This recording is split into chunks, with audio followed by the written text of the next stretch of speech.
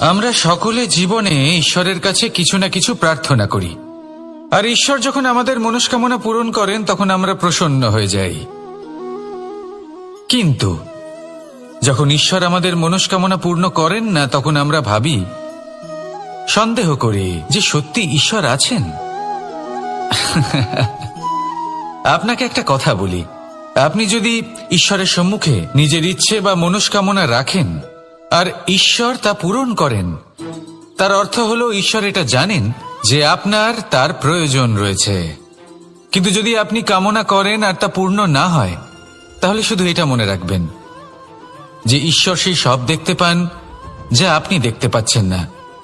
দ্বিতীয় কারণ হলো এটা, ঈশ্বর এটা খুব ভালো করে জানেন যে যে ইচ্ছে আপনি রাখছেন সেই ইচ্ছে আপনি নিজের জোরে পূর্ণ করতে পারেন। তাই যদি আপনার ইচ্ছে ঈশ্বর পূর্ণ করেন, তাকে ধন্যবাদ জানান, আর যদি উনি আপনার ইচ্ছে পূর্ণ না করেন, তাহলে আরো ধন্যবাদ জানান। কারণ হয় উনি আপনার মঙ্গল চাইছেন, বা উনি আপনাকে ততটাই যোগ্য বলে মনে করছেন যে আপনি নিজেই নিজের ইচ্ছে, নিজের স্বপ্ন পূরণ করতে পারবেন। নিজের কর্ম করতে থাকুন, জীবনের সামনে এগোতে থাকুন, আর আমার সাথে ভালোবেসে বলুন, রাধা রাধা। আম এবং নিম, এই দুই যে যার স্থানে অত্যন্ত বিশেষ, অত্যন্ত শ্রেষ্ঠ। আম আমাদের শক্তি বাড়ায়, আর অন্যদিকে নিম রোগের সাথে লড়াই করার আমাদের ক্ষমতা বাড়ায়। এবার আম অত্যন্ত মিষ্টি হয় আর নিম অত্যন্ত তিক্ত। তাই এই কারণে কি নিমের নিরাশ হওয়া উচিত বা নিজেকে ঘৃণা করা উচিত? তার স্বাদ তিক্ত? কখনোই নয়। দেখুন, নিম তিক্ত, এতে নিমের কোনো দোষ নেই। দোষ হলো জিহ্বার, যে মিষ্টি পছন্দ করে, তিক্ত পছন্দ করে না। কিন্তু যদি আপনি নিজের জীবনে নিমের প্রয়োগ না করেন, তাহলে আপনার রোগ প্রতিরোধ ক্ষমতা বাড়বেই না। তাই নিম হলো অত্যন্ত গুরুত্বপূর্ণ। এর থেকে আপনি কি শিক্ষা পেলেন? এটাই যে জীবনে কখনো অন্য কারোর মাপকাঠি দ্বারা নিজেকে পরখ করবেন না। আপনার যোগ্যতা, আপনার বিশেষত্ব, আপনার গুণ, অপগুণ, এই সব কিছু আপনি নিজে বুঝে নিন, সেটাই যথেষ্ট। আসুন আর আমার সাথে ভালোবেসে বলুন, রাধা রাধা। কোনো বাড়িতে, কোনো পরিবারে যখন কারোর জন্ম হয়, তখন তা কত সুখের মুহূর্ত হয়। সেই ছোট্ট সন্তান যখন কিছুটা বড় হয়, সে হাঁটার চেষ্টা করে, আর সেই প্রক্রিয়াতেও খুব বড় একটা শিক্ষা লুকিয়ে রয়েছে, ঠেলে দেওয়া। যখন আপনি হাঁটতে চান, সামনে এগোতে চান, তখন আপনি কি করেন? নিজের পায়ের তলার যে মাটি, তাকে আপনি পেছনে ঠেলে দেন। ব্যাস, এই একই জিনিস তো জীবনেও শিখতে হবে। এবার যদি আপনি জ্ঞানের পথে অগ্রসর হতে চান, তাহলে অজ্ঞানতাকে পেছনে সরিয়ে দিতে হবে। যদি আপনি প্রকাশের দিকে এগোতে চান, তাহলে অন্ধকারকে পেছনে সরিয়ে দিতে হবে। যদি আপনি ভবিষ্যতে সফল হতে চান, তাহলে অতীতের যে অসফলতাগুলিকে পেছনে সরিয়ে দিতে হবে। যে জল বইতে বইতে থেমে যায়, তাকে আমরা নালা বলে থাকি। তার থেকে দুর্গন্ধ বের হয়। কিন্তু যে জল বইতেই থাকে, তাকেই আমরা পবিত্র জল বলি। তাহলে আপনিও কর্ম করতে থাকুন, কখনো থামবেন না। আর আমার সাথে ভালোবেসে বলুন, রাধা রাধা। যোগাসন। যোগাসনে আসন অত্যন্ত গুরুত্বপূর্ণ। এবার আমি বলবো সবথেকে শ্রেষ্ঠ আসন কোনটি। আশ্বাস। নিজেকে আশ্বস্ত করতে থাকুন যে আমি আছি, সব ঠিক হবে, যা হচ্ছে ভালোর জন্য হচ্ছে। এই আশ্বাস আপনাকে জীবনে এমন ধনাত্মক বিশ্বাস দেবে যে আপনি বড় বড় সমস্যার সমাধান করতে পারবেন। এবার যদি কথা বলি সবথেকে কঠিন সময়ের, তাহলে সেটা হলো বিচ্ছেদের।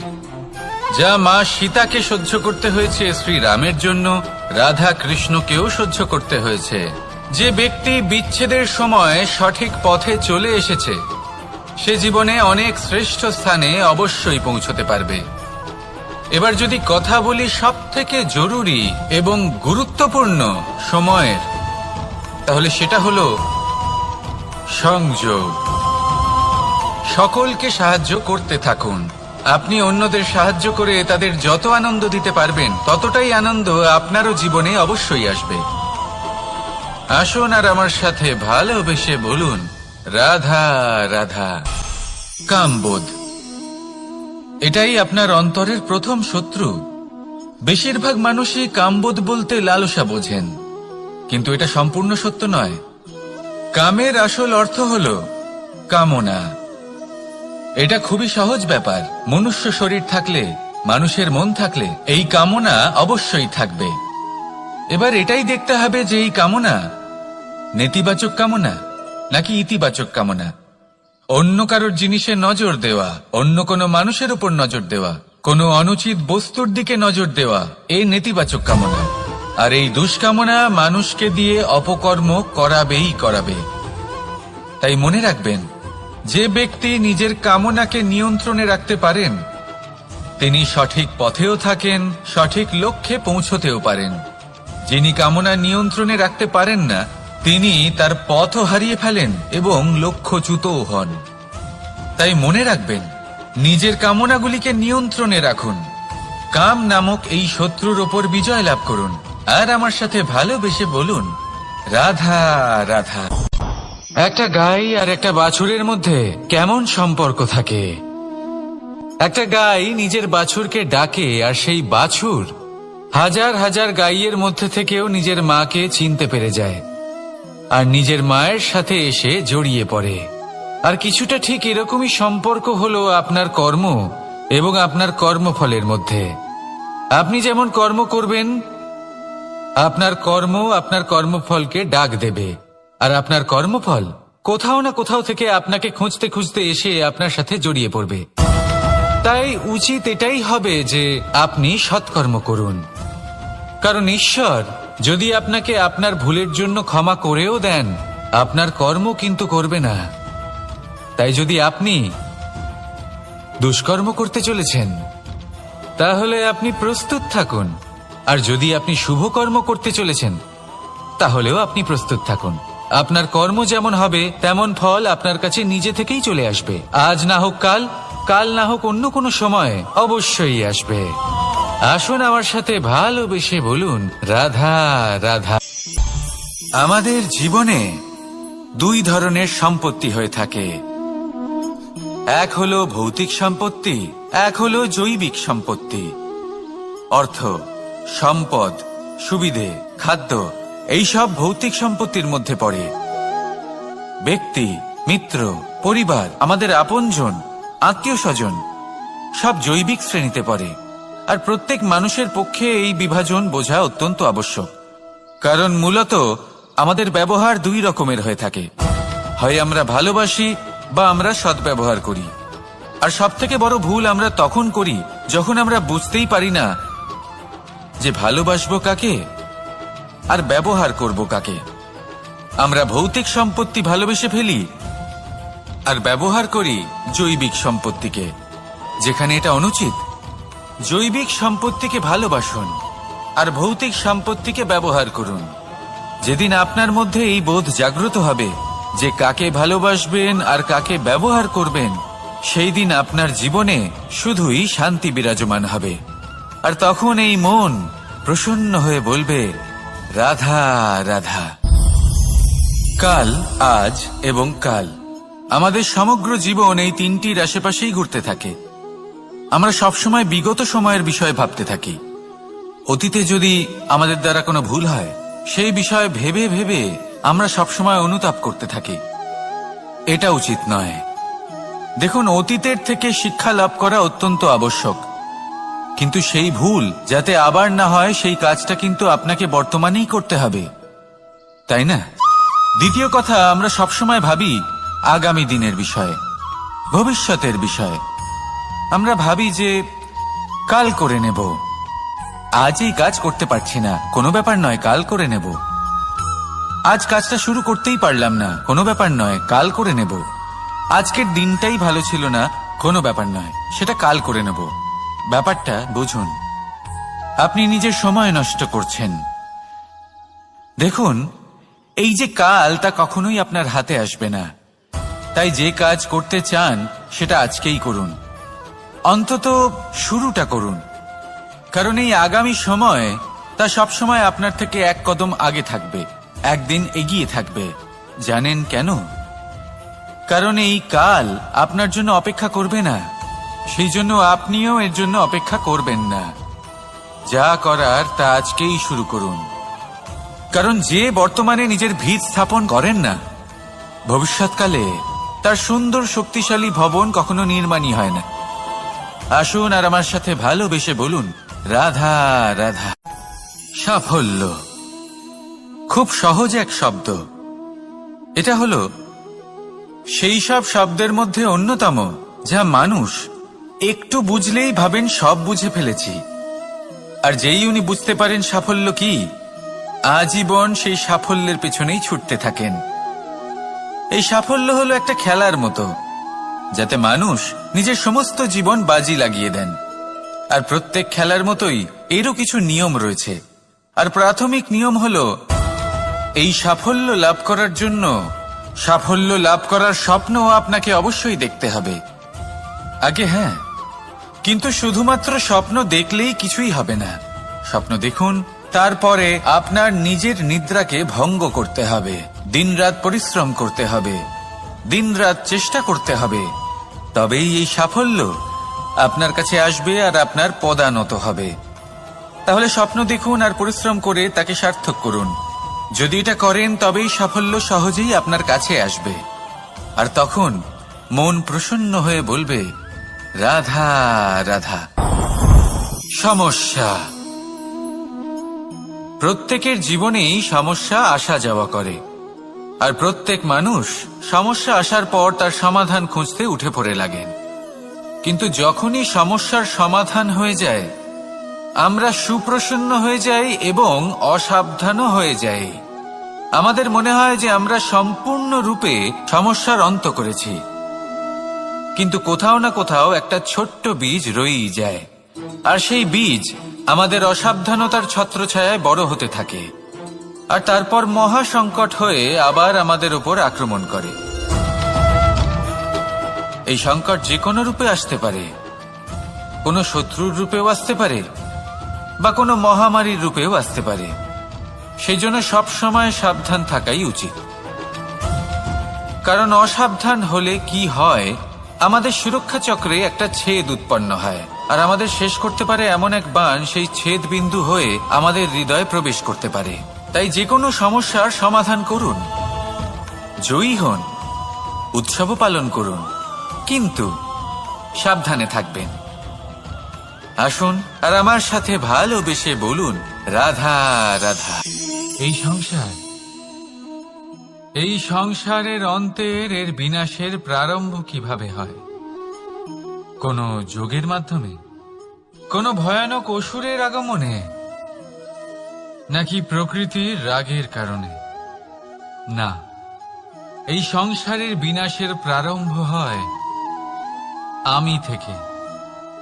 এই আমি, এই তুমি, এটা আমি করেছি, ওটা তুমি করেছো, এটা আমার, ওটা তোমার, আদি ইত্যাদি। এই ভাব যখন মনে বাসা বেঁধে নেয়, সর্বপ্রথম ঘর ভাগ হয়, তারপর বসতি, তারপর প্রাণ, আর তারপর দেশ, আর সবার শেষে সমস্ত সংসার ভাগ হয়ে যায়। আর এই ভাগ হয়ে যাওয়া শেষে মনোমালিন্যে পরিণত হয়। এখন এমত অবস্থায় কি করা যেতে পারে? কিভাবে বাঁচা যায় এই পরিস্থিতির থেকে? কিভাবে দূরে থাকা যায় এই বিনাশের থেকে? উত্তর সেই একটাই, করুণা। একে অপরের দরকারগুলি বুঝুন, একে অপরের সমস্যাগুলি বুঝুন, একে অপরের দুঃখের সাথী হয়ে দাঁড়ান, একে অপরের সুখের ভাগীদার হন। আর শেষে যখন এই আমি আমরাতে পরিণত হবে, তখন এই বিনাশ নিজে থেকেই দূরে চলে যাবে। তাহলে আমরাতে বিশ্বাস করতে শিখুন, আর আমার সাথে ভালোবেসে বলুন, রাধা রাধা। এই মুদ্রা, এবারে ভাবুন, এটাই আমাদের জীবন, জীবনের সুখ আর দুঃখ। এই মুদ্রার, এই জীবনের দুটি দিক। কিন্তু যখনই আমরা ঈশ্বরের কাছে প্রার্থনা করি, তখনই আমরা সুখ চাই, আর সেই সুখ আসেও। আর যখনই সেই সুখ আসে, তখন ব্যক্তি সর্বপ্রথম তাকে ভুলে যায় যে দুঃখের সময় ওনার সাথে ছিলেন। আর এমত অবস্থায় উনি সাহায্য করেন না, উনি করেন উপকার। আর এই উপকারের বদলে মানুষের থেকে উনি নিজের জন্য শ্রদ্ধা চান। আর সেই শ্রদ্ধা, সেই চাহিদার কারণে উনি নিজেকে অন্যদের থেকে শ্রেষ্ঠ, অন্যদের থেকে ভিন্ন মনে করতে বিবশ হয়ে যান। আর আলাদা হবার কারণে তার মধ্যে জেগে ওঠে অহংকার, আর সেটাই হয় তার পতনের কারণ। এবার এতে কি করা যেতে পারে? কি চাওয়া যেতে পারে ঈশ্বরের কাছে? এই প্রশ্ন অবশ্যই মনে আসে।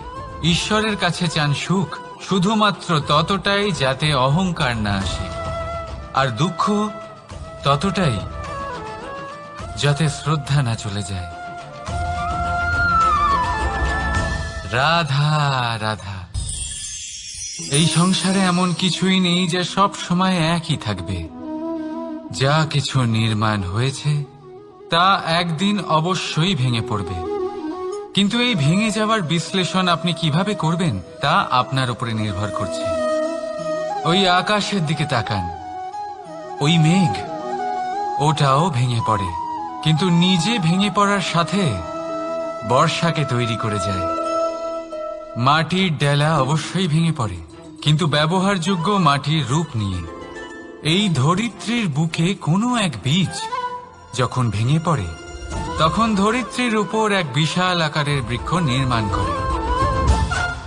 যদি জীবনে কিছু ভেঙে পড়ে, তাহলে নিরাশ হয়ে পড়বেন না, নিজের সাহস হারাবেন না। ধনাত্মক দৃষ্টিভঙ্গি দিয়ে দেখতে চেষ্টা করুন। মনে করুন, নিয়তি নিশ্চয়ই আপনার জন্য আরো ভালো কিছু ভেবে রেখেছে, যা ভবিষ্যতে আপনার প্রতীক্ষা করছে। ধনাত্মক চিন্তা ভাবনা করতে থাকুন, তারপর দেখবেন শ্রেষ্ঠ রচনা নিজেই তৈরি হবে। রাধা রাধা। চলতে থাকা, থেমে যাওয়া, বিশ্রাম নেওয়া, তারপর দম নিয়ে পুনরায় দাঁড়িয়ে পড়া, আর তারপর আবার সেই পথ চলা। এটা জীবনের অভিন্ন এক অঙ্গ, এটার থেকে আপনি পালাতে পারবেন না। কিন্তু এই অঙ্গকে আপনি নিজের জীবনে কিভাবে প্রয়োগ করবেন, কিভাবে তাকে কাজে লাগাবেন, সেই সিদ্ধান্ত আপনাকে নিতে হবে। যারা হেরে যান তারাও জীবনে থমকে যান, আবার যারা জেতেন তারাও দাঁড়িয়ে পড়েন। যারা হেরে যান তারা হাঁপিয়ে দাঁড়িয়ে পড়েন, যারা জিতে যান তারা দাঁড়িয়ে পড়েন সেই সর্বোচ্চ স্তরে পৌঁছে গিয়ে। এবার দাঁড়াতে তো আপনাকে হবেই, তা হতেই হবে। কিন্তু কখন, কিভাবে দাঁড়াবেন, ক্লান্ত হয়ে নাকি সর্বোচ্চ স্তরে পৌঁছে গিয়ে, সেই সিদ্ধান্ত আপনার। অবশ্যই দাঁড়িয়ে পড়ুন, কিন্তু ক্লান্ত হয়ে নয়, কারণ আপনাকে পুনরায় দাঁড়িয়ে পড়তে হবে, পুনরায় যাত্রাপথে এগোতে হবে এবং সর্বোচ্চ স্তরে পৌঁছতেই হবে। রাধা রাধা। স্বপ্ন, আমরা জীবনে স্বপ্ন দেখতে থাকি, সেটা পূরণ করার পূর্ণ প্রয়াস করে থাকি। কিন্তু এই স্বপ্ন পূরণ না হওয়ার পরিস্থিতিতে আমরা ভেঙে পড়ি, ছিন্ন বিচ্ছিন্ন হই, আর তারপর এই বোঝা আমরা আগামী প্রজন্মের ওপর রীতিমতো চাপিয়ে দিই। আমরা এটাই মনে করি যে আমরা যেটা হতে পারিনি, সেটা আমাদের সন্তান অবশ্যই হবে। আমরা যা কখনো পাইনি, আমাদের সন্তান অবশ্যই তা পাবে।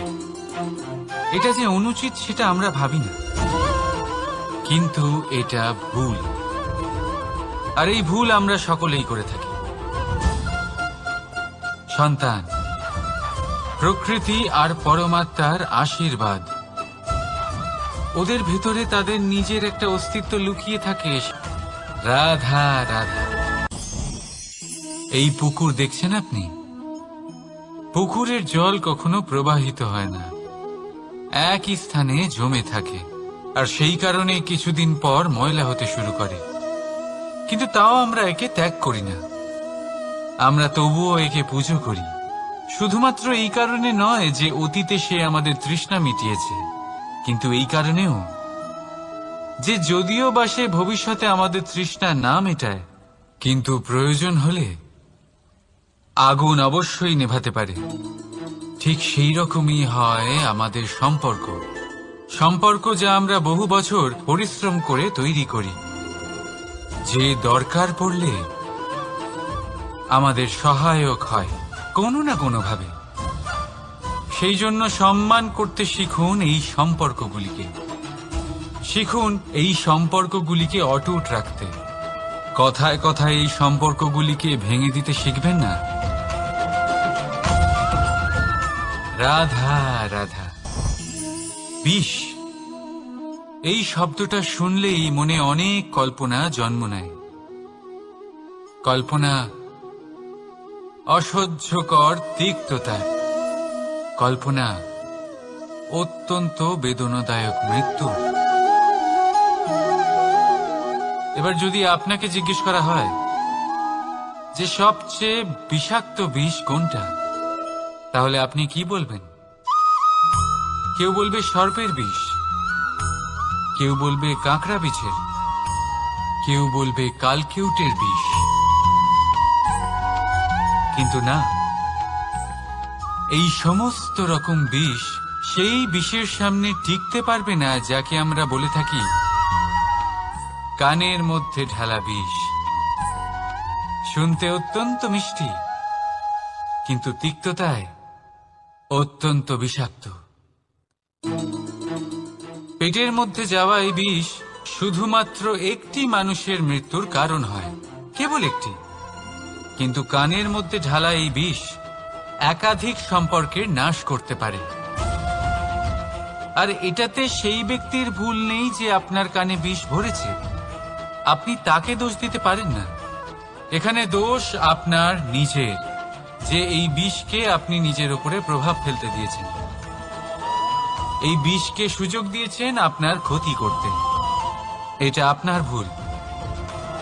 সেই জন্য কুমন্ত্রণায় কখনো কান দেবেন না। আপনার মনে ভালোবাসার দৃঢ়তা জাগিয়ে তুলুন আর নষ্ট করে দিন এই সংসারের সমস্ত বিষের প্রভাবকে। রাধা রাধা। জীবন, আমাদের এই জীবন, সুখ আর দুঃখ, এই দুইয়ের মিশ্রণ। এদের সংমিশ্রণই জীবনের ভারসাম্য বজায় রাখে। এখন এই সুখ এমন এক বস্তু যাকে সবাই খুঁজে চলেছে। দুঃখ এমন এক অনুভূতি যা সবার কাছে আছে। আমাদের প্রত্যেকের জীবনে সুখ আর দুঃখ আসতে থাকবে আর যেতেও থাকবে, এটা অবশ্যই জীবনে থাকবে। কিন্তু সফলতা, এটা সবার জীবনে আসে না। কেন? কারণ এই সফলতা সুখ আর দুঃখের দ্বারা প্রাপ্ত হয় না। সফলতা প্রাপ্ত হয় নিজের উপরে বিশ্বাস করতে থাকলে। আকাশের ওই সূর্যকে দেখুন, সূর্যের বিশ্বাস আছে নিজের উপর যে সে সমস্ত জগৎকে আলোকিত করতে পারবে, নিজের প্রথম রশ্মি দিয়ে অন্ধকারকে দূর করতে পারবে। সূর্য এই বিশ্বাস নিয়েই আসে, আর কিছুক্ষণের মধ্যেই সমস্ত সংসার থেকে অন্ধকারকে বিনাশ করে ফেলে সে। তাহলে মনে রাখবেন, এই সুখের আভাস, এই দুঃখের অনুভূতি আসতেও থাকবে আর যেতেও থাকবে। শুধু নিজের উপরে বিশ্বাস রাখুন, তারপর দেখবেন এই সফলতা আপনার দাস হয়ে থাকবে। রাধা রাধা। চাঁদ কত শ্রেয়, শুভ্র, কত সুন্দর। কিন্তু যদি আপনি মনোযোগ সহকারে দেখেন তাহলে দেখবেন এই চাঁদেও দাগ আছে। আর এই দাগগুলি থাকার কারণে কি এই চাঁদের মাহাত্ম্য কখনো কমে যায়? কখনো নয়। এর কারণ হলো চাঁদের নিরন্তর চেষ্টা। একবার এই আকাশে দেখুন, এই অন্ধকার সবসময় চেষ্টা করে চাঁদকে ঢেকে দেওয়া, কিন্তু এই চাঁদ সবসময় এই অন্ধকারের সাথে লড়াই করতে থাকে। অমাবস্যা থেকে শুরু করে চাঁদের এই যাত্রা পূর্ণিমা অবধি পৌঁছেই যায়। আর তাই এই চাঁদের পুজো করা হয়, এই কারণে এই চাঁদকে মাহাত্ম্য দেওয়া হয়। এইভাবেই যদি আপনার মধ্যে কোনো দোষ থাকে, কোনো খারাপ কিছু থাকে, তাহলে সেটা কোনো বড় ব্যাপার নয়। চেষ্টা করুন সেটাকে শুধরে নেওয়ার, কিন্তু সেই কারণে নিজেকে খারাপ মনে করা এটা অনুচিত। নিজের ভুলগুলো, নিজের দোষগুলো, নিজের খারাপ দিকের কথা ভুলে আপনি এই সংসারের ভালোর দিকে প্রস্থান করেই দেখুন না। আপনি দেখবেন আপনার অন্তরের তেজ ঠিকরে বেরোচ্ছে। রাধা রাধা। এই পিঁপড়েদের দেখছেন আপনি? সবাই একই রকমের। এদের মধ্যে তফাৎ খুঁজে বার করা অসম্ভব। মনে হয় যেন ওদের আলাদা আলাদা অস্তিত্বই নেই। কিন্তু যদি আপনি মন দিয়ে দেখেন তাহলে দেখবেন প্রতিটা পিঁপড়ের আলাদা কাজ নির্ধারিত, তাদের আলাদা অস্তিত্ব আছে। কেউ বাড়ি বানানোর জন্য মাটি সংগ্রহ করতে পটু, কেউ ঢিপি বানাতে পটু, কেউ খাবার খোঁজায় পটু, আবার কেউ সেই খাবার আনায় পটু। ঠিক সেরকমই হয় মানুষেরা। মনে হতেই পারে সবাই একই রকম, কিন্তু প্রতিটা মানুষের ব্যক্তিত্ব, প্রতিটা মানুষের অস্তিত্ব ভিন্ন হয়। আর সত্যি কথা বলতে কি, প্রতিটা মানুষের ভিন্নতাই আমাদের প্রগতির দিকে নিয়ে যায়। ভাবুন, যদি আপনাকে কারোর সাথে হাত মিলিয়ে চলতে হয়, তাহলে আপনাকে আপনার সোজা হাত তার উল্টো হাতে ধরে এগোতে হবে। এটাই সৃষ্টিকর্তার সৃষ্টির নিয়ম। ভিন্নতা, এই ভিন্নতাকে আশীর্বাদ ভেবে চলুন, এতে কোনো খারাপ নেই। রাধা রাধা। দাদা আমাকে বহুবার জিজ্ঞেস করেন যে কানাই, তুমি রাধার সাথে এই সংসারকে প্রেম শেখাতে এসেছো, তাহলে কেন তুমি রাধাকে এত বিরক্ত করো? কেন ও তোমাকে বিরক্ত করে? কেন এই ঝগড়াঝাটি হয়? কেন এই টানাপোড়েন চলে? এবার এটার উত্তর আমি কিছুটা এইভাবে দিতে চাই। পিঁপড়ে সেই বাড়িতেই প্রবেশ করে যেখানে মধু উপস্থিত আছে। যদি আপনার বাড়িতে মধু থাকে, কোনো মিষ্টি জিনিস থাকে, মিষ্টত্ব থাকে, তাহলে পিঁপড়ে সেখানে অবশ্যই প্রবেশ করবে। ঠিক এইরকমই হয় আমাদের সম্পর্ক। এর মধ্যে ছোটখাটো ঝগড়াঝাটি, টানাপোড়েন, রাগ করা, মন ভাঙানো, এই সব তো চলতেই থাকে। বিশেষ করে সেই সম্পর্কগুলিতে যেখানে মিষ্টত্ব আছে। মনে রাখবেন, যেই সম্পর্কে কোনো খুনসুটি নেই, রাগ করা, মান ভাঙানো নেই, কোনো ছোটখাটো ঝগড়াঝাটি নেই, সেই সম্পর্ক শুধুমাত্র মস্তিষ্ক দিয়ে পালন করা হচ্ছে, মন থেকে নয়। তাই মন থেকে ভালোবাসতে শিখুন। আর এই ছোটখাটো ঝগড়াঝাটির, এই অম্ল মধুর খুনসুটির আনন্দ উপভোগ করুন, কারণ এতেও ভালোবাসা আছে। রাধা রাধা। এই পুস্তক বড়ই কাজের জিনিস। কাহিনী হোক, কবিতা হোক, স্মৃতি হোক, এতে যাই লিখে দেবেন তা ভবিষ্যতের পুঁজি হয়ে যাবে। কিন্তু যদি কখনো এমন হয় যে এই পুস্তক ময়লা হয়ে যায়, বা যদি কোনো পাতায় আপনি ভুল করে কালি ফেলে দেন, বা কোনো বাক্য লিখতে গিয়ে আপনি ভুল করে ফেলেন, তাহলে আপনি কি করেন? সেই পুস্তক কি আপনি তুলে ফেলে দেন? না, তাই তো। শুধু একটা পাতা ছিঁড়ে ফেলেন যাতে সেই পুস্তক সঠিক থাকে, সুন্দর হয়ে ওঠে। এই পুস্তকের মতোই হয় আমাদের সম্পর্ক। তার সেই এক পাতা একটা ভুল। তাই যে কোনো সম্পর্কে যদি কারোর কোনো ভুল হয়ে গিয়ে থাকে, তাহলে সেই ভুলকে সম্পর্ক থেকে দূরে করা সঠিক হবে। সেই ভুলকে ভুলে যাওয়াই সঠিক হবে। সেই সম্পর্ক ভাঙা নয়, সেই সম্পর্ক সামলে রাখুন। কারণ ভুল তো সবার দ্বারা হয়। যদি এরকম করেন, তবেই জীবনরূপী পুস্তক আরো সুন্দর হয়ে উঠবে। একে অপরকে ক্ষমা করতে শিখুন, একে অপরের ভুলকে ভুলে যেতে শিখুন। তারপর দেখবেন এই জীবনে আরো আনন্দ আসবে, আর এই সম্পর্ক নিঃশ্বাস নিতে থাকবে। রাধা রাধা। মানুষ ছোট হোক বা বড়, রাজা হোক বা দরিদ্র, সমস্ত মানুষের মধ্যে একটা সামঞ্জস্য থাকে। সমস্ত মানুষের কাছে তার প্রশংসা অত্যন্ত গুরুত্বপূর্ণ। সে খুবই প্রসন্ন হয় যদি আপনি তার প্রশংসা করেন, কিন্তু আপনি যদি তাকে এটা বলেন যে এটা তোমার ভুল ছিল, তোমার কিছু খামতি ছিল, তখন সেটা সে মানতে রাজিই থাকে না। সব মানুষ এটা শুনতে পছন্দ করে যে সে যেটা করেছে সেটাই সর্বোত্তম।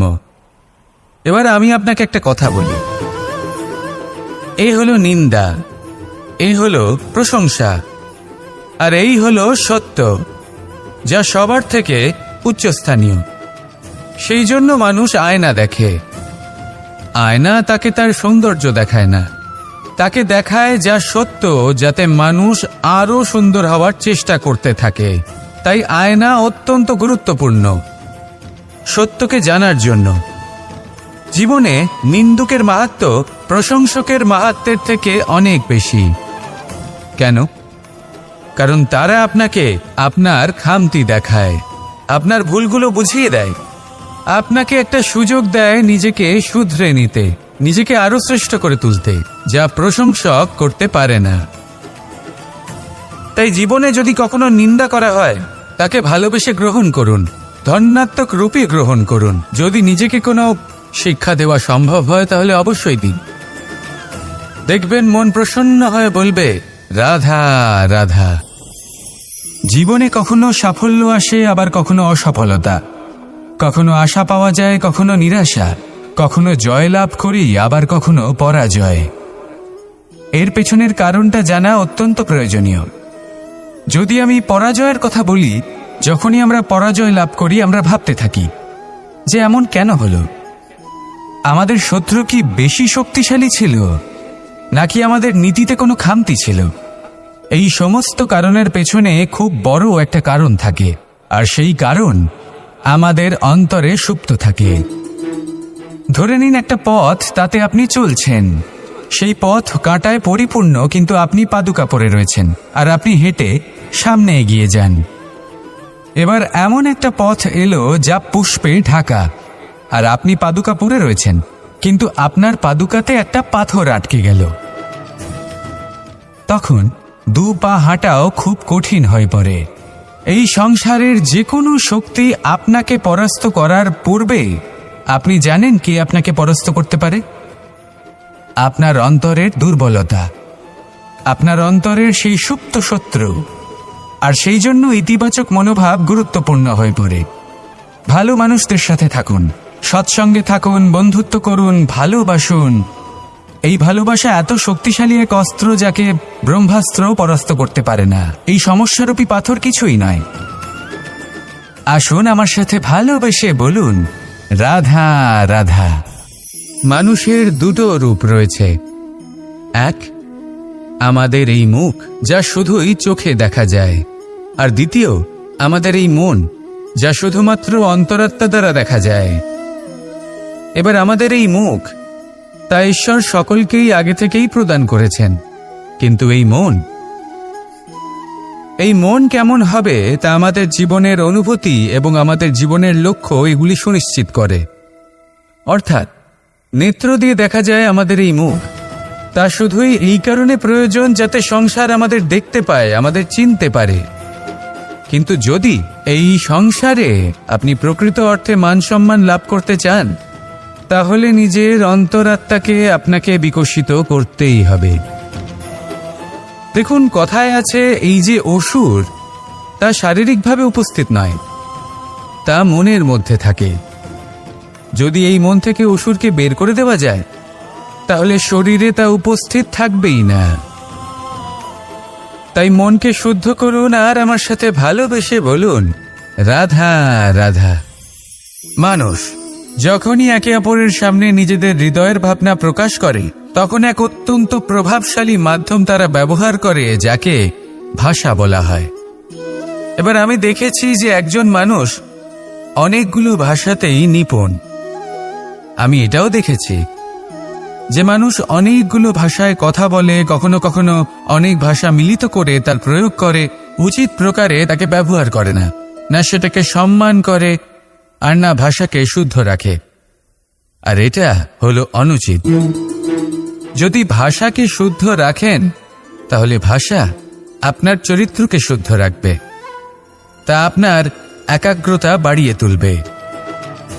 এই প্রত্যেক ধ্বনিকে অনুভব করে যদি আপনি শব্দের উচ্চারণ করেন, ভাষাকে প্রয়োগ করেন, তাহলে আপনিও আনন্দ পাবেন, আর যিনি শুনছেন সেই ব্যক্তির কানেও মধুর শব্দ বাজবে। তাই মনে রাখবেন, যে ব্যক্তি ভাষার পবিত্রতাকে সম্মান করে, তাকে সংসারও সম্মান করে। ভাষাকে শুদ্ধ এবং পবিত্র রাখুন, তাহলে ভাষা আপনার চরিত্রকেও শুদ্ধ এবং পবিত্র রাখবে। আর এই মন সুপ্রসন্ন হয়ে বলবে, রাধা রাধা। এ হলো রামায়ণের সময়কালের কথা। সেতু নির্মাণ করার কাজ চলছিল। সমস্ত বানর সেনা এই কাজে নিযুক্ত হয়েছিলেন। বড় বড় পাথর তুলে নিয়ে এই বানর সেনা সমুদ্রে ফেলছিলেন। এই কাজ চলছিল। এমন সময় ছোট্ট একটা কাঠবিড়ালি এলো। ছোট ছোট মাটির ডেলা হাতে নিয়ে সাগরের কাছে যাচ্ছিল, আর বড় বড় পাথরের পাশে রেখে দিচ্ছিল, যথাসম্ভব সেখানে রেখে আসছিল। সারা দিন ধরে সে এই পরিশ্রম করেই যাচ্ছিল। এবার শ্রীরাম তার এই কাজ দেখতে পেলেন। সেই ছোট্ট কাঠবিড়ালিটিকে নিজের হাতে তুলে নিলেন এবং অত্যন্ত ভালোবেসে তার পিঠে হাত বুলিয়ে দিলেন। কথায় আছে যে কাঠবিড়ালির পিঠে যে দাগ আছে, সেই 3টি দাগ এসেছে শ্রীরামচন্দ্রের 3 আঙুলের থেকে।